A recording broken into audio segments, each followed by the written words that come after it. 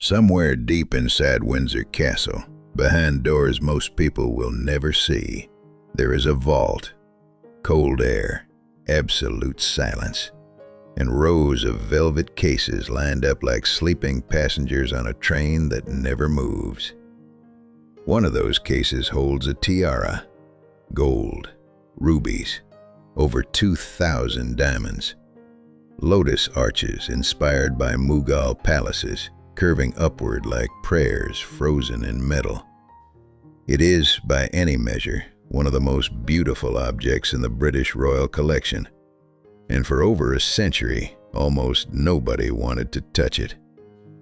3 queens inherited this tiara.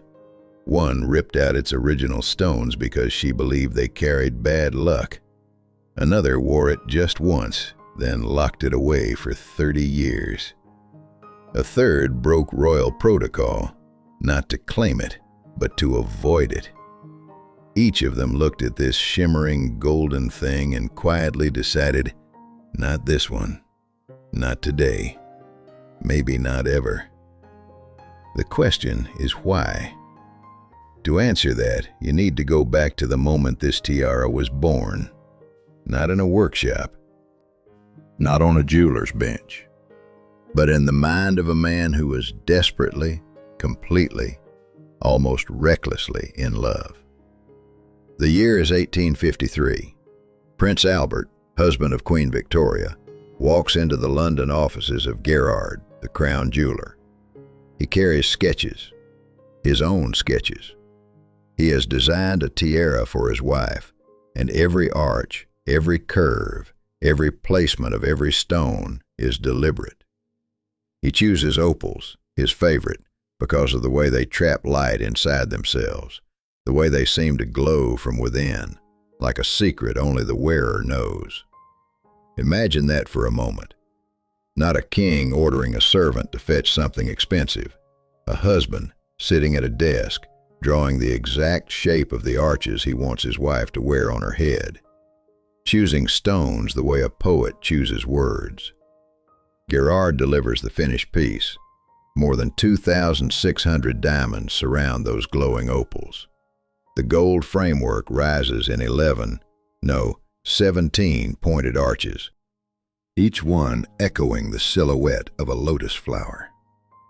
It is Oriental fantasy rendered in precious metal. It is a love letter you can hold in your hands. Albert gives it to Victoria, and for a brief, perfect moment, the story is only about beauty. But he designed every arch. He chose every stone. He would never see the tiara grow old. He had roughly 8 years left to live, and he had no idea. Can an object carry grief the way a person does? Or is that just a story we tell ourselves to make gold feel less cold? Because what happened next to this tiara suggests that sometimes the things we pour our love into become the very things that haunt the people we leave behind. Albert poured love into every facet of this tiara, but love, it turns out, was not enough to protect it or him. You probably know Victoria as the woman in black, the widow, the small, severe queen who sat on the British throne for 63 years and seemed, for most of them, to be in mourning. That image is so powerful, so permanent, that it is easy to forget there was another Victoria entirely, a younger one, a woman so in love with her husband that she once wrote in her diary that she felt _, 0 simply because Albert existed. And Albert is even easier to misread. History has cast him as the quiet one, the careful one, the German prince who stood slightly behind his wife at public engagements and managed her paperwork. Efficient, conscientious, a little cold perhaps. That is not who designed the Oriental Circlet tiara. The man who sat down with those sketches was someone else entirely. Albert was obsessed with art, with architecture, with the question of how beauty could be made permanent. He had strong opinions about everything from the layout of the Great Exhibition to the design of the royal residences. He didn't delegate beauty, he pursued it personally. And opals were personal to him. There's something about an opal that resists easy description. Hold one in the light and it doesn't reflect that light the way a diamond does. Sharp, brilliant, almost aggressive. An opal absorbs the light. It keeps it. Then it releases it slowly in colors that shift as you move, as if the stone itself is breathing. Warm amber, cold blue, a flash of green that disappears before you're sure you saw it. Albert chose them deliberately. Not because they were fashionable, they weren't particularly. Not because they were the most expensive option. He chose them because of what they did. Because a stone that holds light inside itself and releases it slowly felt, perhaps, like the right thing to put on the head of the woman he loved most in the world. The framework he designed around those opals was inspired by Mughal architecture, the great palaces and mosques of northern India, with their pointed arches and lotus-petal curves. 17 arches in total, rising and falling in a rhythm that feels less like jewelry and more like a skyline. Gerard's craftsmen worked the gold into shapes so fine that the metal almost disappears, leaving only the impression of light held in an elaborate golden dream. 2,600 diamonds filled the spaces between the opals, not as decoration, as a kind of atmosphere. The way stars surround the moon, not competing with it, but making the sky around it feel alive. When the tiara was finished, it weighed almost nothing and seemed to contain everything. Victoria wore it, and for a few years, the Oriental Circlet was exactly what it was meant to be, a private extravagance between two people who happened to rule an empire. A reminder, worn in public, of something that belonged entirely to them. But here is what always happens with perfect things, in royal stories and in life. The moment of completion is also the moment the clock starts. The tiara was finished. It was flawless. And that, in the story of royal jewels, is almost always where things start to break. Because within 5 years, someone would come for the diamonds, and within 8, Victoria would be wearing them without the man who chose them for her. And the difference between those two states, between wearing a love letter and wearing a memorial, is the distance between everything and nothing. In 1858, a team of royal officials opened the case that held the Oriental Circlet tiara and began removing diamonds. Not because they were stolen, not because they were damaged, because a court said they had to. When King George III divided his kingdoms between his sons back in the early 19th century, he created a legal tangle that would take generations to unknot.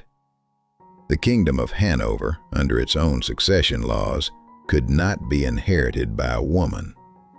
So when Victoria took the British throne in 1837, Hanover passed to her uncle instead.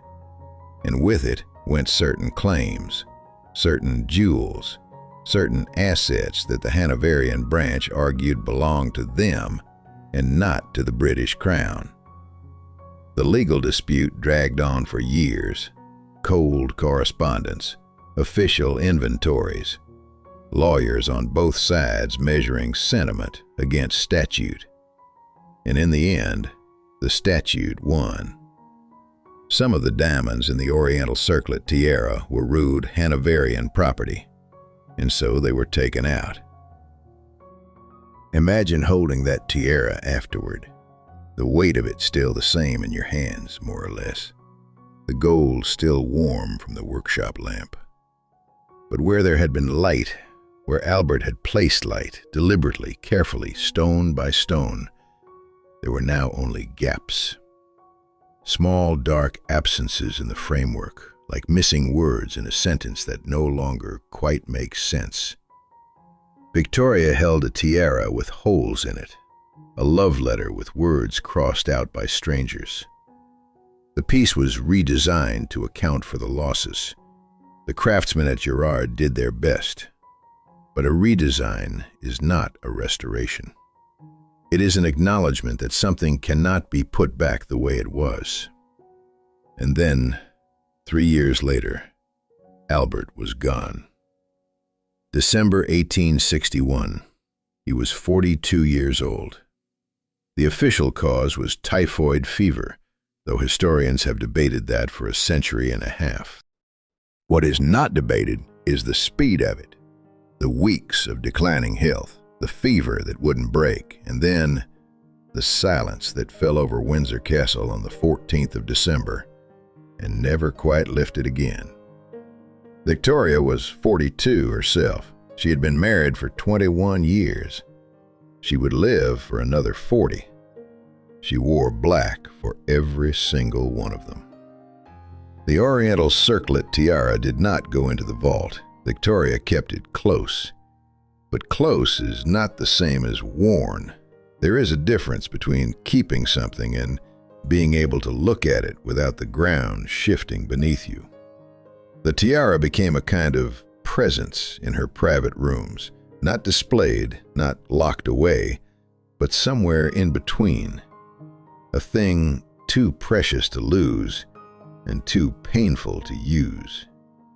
Every opal in it still held the light the way Albert had intended. That was almost the worst part. Honestly, I think the tiara died with Albert. Everything that came after, every hand that held it, every queen who inherited it, was just other women trying to decide what to do with something that had already said everything it had to say. The object survived, but the purpose Albert built into it, that specific, personal, romantic intention, that was buried in December 1861, along with the man himself. Victoria wore her grief like armor for 40 years, but when she finally let the tiara go, it passed to a woman who wanted nothing to do with its memories. Queen Alexandra received the Oriental Circlet tiara in 1902, the year of her coronation. She opened the case, looked at what was inside, and made a decision almost immediately. The opals had to go. This was not a casual preference. Alexandra had a specific, deeply held belief about opals, one that was widespread among certain European aristocrats of her era and is still repeated today. Opals, she believed, were unlucky. Not mildly unfortunate, genuinely, seriously, dangerously unlucky. Stones that attracted misfortune the way still water attracts mosquitoes. Stones you did not keep in your home if you could help it, and you absolutely did not wear on your head. Whether that belief was sincere superstition or a convenient excuse to remake a dead queen's jewelry in her own image is a question worth sitting with. Because what Alexandra ordered was not a minor adjustment. She sent the Oriental Circlet back to Girard with instructions to remove every single opal Albert had chosen. Every one. The stones that Victoria had worn against her dark hair for years. The stones that trapped light the way Albert had loved. Slowly, intimately, from within. Out. In their place, rubies. Deep, unambiguous, blood-red rubies that had been presented to Queen Victoria in the 1870s by the ruler of Nepal. Vivid stones with a completely different personality. Where opals whisper, rubies announce. Where opals shift and question, rubies simply are. They do not hold secrets. They do not change depending on how you hold them to the light. And while the stones were being changed, Alexandra reduced the structure as well. 17 arches became 11. The tiara grew smaller, tighter, more controlled. Less Oriental fantasy, more disciplined crown. Stand the two versions side by side in your mind. The original, 17 arches sweeping upward, opals glowing softly between thousands of diamonds, the whole thing trembling slightly with warmth and light and the particular energy of something made with romantic intent. Then the revised version, 11 arches, precise and elegant, rubies sitting in their settings with absolute certainty, the dreaminess replaced by something harder. It is, in both cases, a magnificent piece of jewelry. That is not the point. The point is that what Alexandra did was erase a conversation. She removed the stones a man had chosen for a woman he loved, and she replaced them with stones that had no emotional history. She took a love letter and had it reprinted on different paper in a different ink. The words were gone. The handwriting was gone.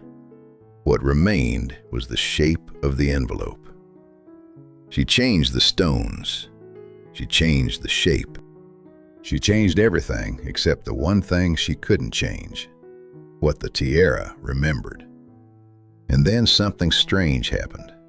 Alexandra wore the remodeled Oriental Circlet tiara once. One documented occasion, a visit to Germany. After that, silence. No portraits, no state engagements, no photographs at royal events. The tiara, freshly remade, stripped of its old stones and its old associations, apparently brand new and belonging entirely to its new owner, disappeared. Not into a vault, exactly. Just out of sight, out of use, out of the story. For over 30 years. A tiara she had specifically redesigned to suit herself, that she had spent royal funds to transform, that she had made decisively her own. And she wore it once, and then apparently decided she was finished with it. No explanation, no record of why. Just absence, spreading outward from that single German appearance like a stain on white silk. For over 30 years, the Oriental Circlet sat in darkness. No queen called for it. No occasion was grand enough, or perhaps no queen was brave enough. Until one woman decided it wasn't cursed at all. There is a photograph taken by Cecil Beaton in 1939. The Queen Mother, then simply Queen Elizabeth, wife of George VI, sits for a formal portrait. She is wearing the Oriental Circlet tiara. But here is the thing about that photograph. It does not look like a formal portrait. Formal royal portraits have a particular quality to them, a kind of deliberate distance. The subject looks at the camera the way a building looks at you, present, permanent, slightly indifferent to your existence. The jewelry in those portraits functions as architecture. It tells you where power lives. In Beaton's 1939 photograph, the Queen Mother looks like a woman who is genuinely pleased to be wearing what she is wearing. There is something in her expression, not quite a smile, but the thing that happens just before a smile, that makes the tiara feel chosen rather than inherited, personal rather than official. As if she reached for it that morning the way you or I might reach for a favorite scarf, because it suited her, because she liked it. That quality, that ease, is almost completely absent from every other chapter of this tiara's history. Elizabeth Bowes Lyon came to the Oriental Circlet in 1936 when her husband George VI unexpectedly became king following the abdication of Edward VIII. The tiara, which had been sitting untouched since Alexandra's single German outing decades earlier, was now hers to use as she saw fit. And she saw fit to actually use it. She was not born royal. That matters more than it might seem. The women who had worn, or refused to wear, this tiara before her had grown up inside the machinery of monarchy. They understood jewels as symbols first and objects second. Every stone carried a weight of protocol and precedent that could make even the most beautiful thing feel like a burden. Elizabeth Bowes Lyon grew up in a Scottish aristocratic family that valued warmth over ceremony. She married into the royal family. She didn't emerge from it. And perhaps that outside perspective allowed her to see the Oriental Circlet without the accumulated mythology pressing down on every arch and ruby. She could look at it and see, simply, a remarkable piece of jewelry with an extraordinary history. Not a warning, not a memorial, not a problem to be solved. A treasure. Beaton photographed her in the tiara again in 1950, and again in 1953. 3 formal sittings over 14 years, the same piece appearing each time with the same quality of, there is no more precise word for it, fondness. In the 1953 portrait, the rubies catch the studio light and glow with an almost interior warmth, the way opals used to before Alexandra had them removed. Whether that is the quality of Beaton's lighting or something stranger, something the tiara itself had absorbed from being near someone who genuinely cared for it, is impossible to say. What is possible to say is this: every queen before her had treated the Oriental Circlet as a question to be answered, a problem to be managed, a thing whose history made it difficult. Victoria could barely look at it. Alexandra redesigned it and then abandoned it. And this woman, this warm, quietly determined woman who chose to enter the most scrutinized family in the world and then spent 60 years making that choice look effortless, she simply wore it. She wore it the way you wear something that belongs to you. And then life, as it always does, moved on. George VI died in February 1952. The new queen was Elizabeth II, and the Oriental Circlet tiara, by every rule of royal protocol, should have passed immediately to the crown. Should have. But something remarkable happened. Someone broke the rules to let her keep it. When a British monarch dies, the machinery starts immediately. Not the grief, the machinery. Within hours of George VI's death on the 6th of February 1952, officials were already moving through the royal residences with clipboards and catalogs, cross-referencing inventory lists that stretched back generations. Crown property, personal property. The distinction matters enormously in a system built on the precise legal ownership of everything from castles to cufflinks. Every jewel in the royal collection has a file. Every file has a history. And every history determines, with the cold efficiency of a filing cabinet, exactly where each piece goes next. The Oriental Circlet tiara had a file, and that file said clearly and unambiguously that the tiara was crown property, which meant it belonged to the new monarch, which meant it belonged to Elizabeth II. This is not a system that accommodates sentiment. It is not designed to. The rules around crown jewels exist precisely to prevent sentiment from making decisions, because sentiment in a monarchy has historically been extremely expensive. Kings have given away kingdoms for love. Queens have bankrupted treasuries for favorites. The rules exist to make sure that what belongs to the crown stays with the crown, regardless of how anyone feels about it. And Elizabeth II knew those rules better than almost anyone alive. She had been prepared for the throne her entire adult life. She understood what crown property meant. She understood what her signature on an inventory form represented. She was 25 years old, newly crowned, carrying the weight of an empire on those young shoulders, and she understood perfectly well what she was supposed to do. She looked at her mother instead. The Queen Mother was 71 years old. She had just lost her husband of 28 years. She had lost at the same moment her title, her primary residence, her official role, and the particular kind of purpose that comes from being the wife of a king. She was stepping back from the center of things into a quieter life, and she was doing it with the composure that was her defining quality. But composure is not the same as not feeling.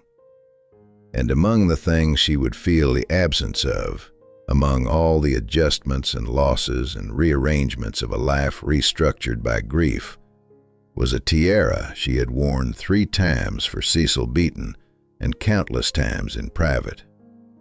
A piece of jewelry she had genuinely loved in a story full of women who had not. Elizabeth saw that, and she made a choice.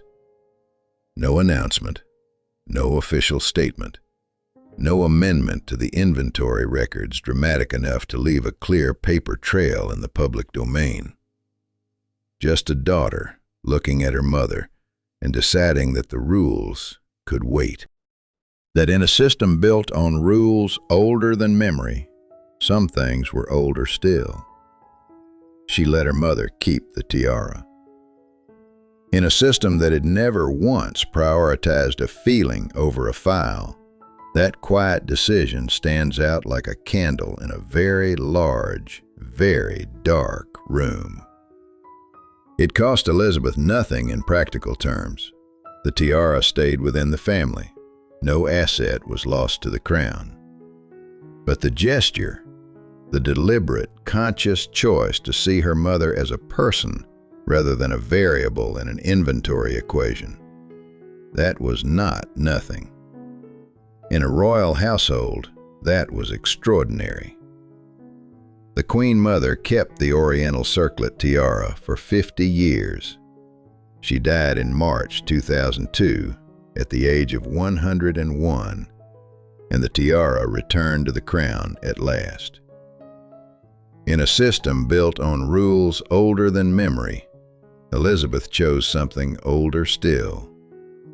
She chose her mother. Was that a queen's weakness, or the most powerful thing a queen has ever done? The tiara returned to the vault in 2002, and Elizabeth, who had given it away out of love, now had to decide what to do with it herself. The Oriental Circlet tiara returned to the royal vault in 2002. It had been out in the world, in a manner of speaking, for 66 years, and the Queen Mother's possession, worn occasionally, photographed lovingly, kept close. Now it was back where it had started, crown property, available, waiting. Elizabeth II was 76 years old. She had been on the throne for 50 years. She would remain there for 20 more. In all that time, 70 years as queen, longer than any British monarch before her, she wore the Oriental Circlet tiara exactly once. Once. Think about what that means for a moment. Elizabeth II attended thousands of state banquets, hundreds of diplomatic receptions, dozens of coronations, weddings, jubilees, ceremonies of state that required full regalia and the most formal presentation the monarchy could muster. She had access to one of the largest and most spectacular jewelry collections on earth. Tiaras that had belonged to empires, stones that had traveled across continents, pieces so famous they have their own biographies. And this tiara, this specific, historically rich, undeniably beautiful tiara that her mother had loved, that her great-great-grandmother had received from a husband who died young, that had been redesigned and feared and abandoned and reclaimed across a century of royal drama, sat in the vault year after year, untouched. Until Malta. November 2005. Elizabeth II and Prince Philip traveled to Malta for the Commonwealth Heads of Government meeting. It was not their first visit to the island. It would not be their last. But Malta was never just another diplomatic stop for them. Malta was where they had lived as a young married couple between 1949 and 1951, when Philip was stationed there as a naval officer and Elizabeth was not yet queen. For 2 years, in a small villa on the edge of the Mediterranean, they lived something close to an ordinary life. She went to the hair salon. He played polo. They attended dinner parties with other Navy families. She drove herself around in a small car. No security detail the size of a battalion. No cameras recording every breath. It was the last time, perhaps the only time in her adult life, that Elizabeth Windsor got to be primarily a wife rather than primarily a queen. And in November 2005, 54 years after leaving that island, 79 years old, and 5 decades into a reign that had reshaped the British monarchy, she returned to Malta wearing a tiara designed by a man who had loved his wife so completely that he translated that love into gold and stones. The photographs from that evening show her in full evening dress, the Oriental Circlet sitting lightly on her white hair, the rubies catching the warm Mediterranean light. She looks, there is no other word for it, peaceful. 70 years on the throne, thousands of jewels at her disposal, thousands of nights when she could have reached for this particular piece and chosen not to. And she reached for it once, just once, in the place where she had once been, however briefly, only a wife. You can read that as coincidence. You can read it as practicality. Perhaps it simply suited the dress, the occasion, the lighting. You can read it as nothing at all. Or you can read it as a woman in her 80s who had spent her entire life managing the distance between duty and feeling, choosing for one night to close that distance, to wear a love letter in the place where her own love story had been allowed, briefly, to exist outside the machinery of state. After Malta, the tiara went back into the dark. It waited. And then a new hand reached for it. Kate Middleton wore the Oriental Circlet tiara in public, not once, like Elizabeth II, not hidden away after a single outing, like Alexandra. She has worn it multiple times, in daylight, at public engagements, photographed from every angle by cameras that miss nothing. And she has worn it, as far as anyone can tell, without hesitation. No superstition, no avoidance, no quiet decision to let it sit in the vault for another generation to figure out. She looked at a tiara that 3 queens had feared, that one queen had loved but could not keep, that another had worn only as a kind of private farewell, and she simply put it on her head and walked into a room full of people. It is worth pausing on that for a moment, because the pattern we have traced across this story, across 170 years, is a pattern of women trying to manage the emotional weight of an object that refused to be only an object. Victoria held it and saw the ghost of her husband in every opal that was no longer there. Alexandra tore it apart and remade it, and then, apparently, could not bear to look at what she had done. The Queen Mother loved it openly, but even that love had to be given back when duty required it. Elizabeth II honored it with silence, one appearance in 70 years, as carefully chosen as a last word. And now Kate, wearing it in broad daylight, wearing it the way you would wear something beautiful that you are not afraid of. What does that mean? One reading is that the spell, if there ever was one, is simply broken. That superstition has a lifespan, and this one has run its course. That a new generation looks at a piece of gold and rubies and diamonds and sees exactly that.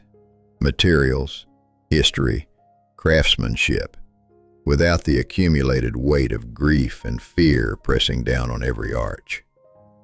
That Kate Middleton is doing what perhaps should have been done generations ago, treating a tiara like a tiara. Another reading is that the story is not over yet. That tiaras do not carry curses, obviously, but they do carry memory. And memory has a way of surfacing when you least expect it. That what looks like courage now might, in 20 years, look like something else entirely. That the women who avoided this tiara were not superstitious or weak. They were listening to something Kate has chosen not to hear. We do not know yet which reading is correct. We are too close to the moment. History requires distance. What we do know is this. The Oriental Circlet tiara has passed through the hands of 6 women now. A queen who received it as a love letter and could not bear to wear it after the writer died. A queen who erased it and then abandoned it. A queen who loved it and had to give it back. A queen who wore it once in the one place on earth where she had been allowed to be ordinary. And now a future queen who wears it without apology in a world where cameras see everything and nothing stays private for long. The tiara itself, gold, rubies, diamonds, and the faint ghost of opals that are no longer there, sits in its case between appearances, waiting, as it has always waited, for the next hand to reach for it, for the next woman to decide what it means, or whether it means anything at all. I think Kate did the bravest thing any royal has done with this tiara in 100 years. She looked at a century of fear and superstition and grief, at a long line of women who could not or would not wear what she is wearing now, and she simply decided it didn't apply to her. Whether that is courage or naivety, only time will tell. But she made a choice. And in a story full of women who hesitated, who redesigned, who stepped back, who wore something once and then locked it away forever, that choice alone is worth paying attention to. The tiara is still waiting. It has always been very good at waiting.